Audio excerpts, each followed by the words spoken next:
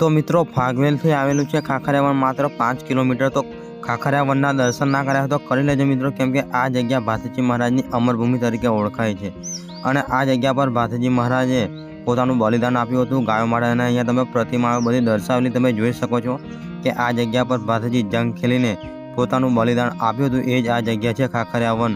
તો અહીંયા આવો તો આ ખાખરિયા વન અમરભૂમિના દર્શન કરવાનું ભૂલતા નહીં મિત્રો, અને કોમેન્ટમાં જય ભાથીજી મહારાજ લખવાનું ભૂલતા ના। અને આ ભાથીજી મહારાજના મસ્તકના તમે દર્શન કરી શકો છો કે જંગ લડતા લડતા ભાથીજી મહારાજનું મસ્તક કપાઈ જશે, એ જ આ જગ્યા છે ભાથીજી મહારાજની અમરભૂમિ તરીકે ઓળખાય છે।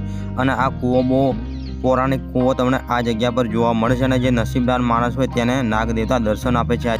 તો અત્યારે પણ નાગ દેવતા દર્શન આપે છે, પણ જે નસીબદાર માણસ હોય તેને જ દર્શન આપે છે કૂવાની અંદર। અને ફૂલ વિડીયો આપણી યુટ્યુબ ચેનલમાં છે, તો તમે જોઈ શકો છો મિત્રો। અને કોમેન્ટમાં જય ભાથીજી મહારાજ લખવાનું ભૂલતા નહીં મિત્રો।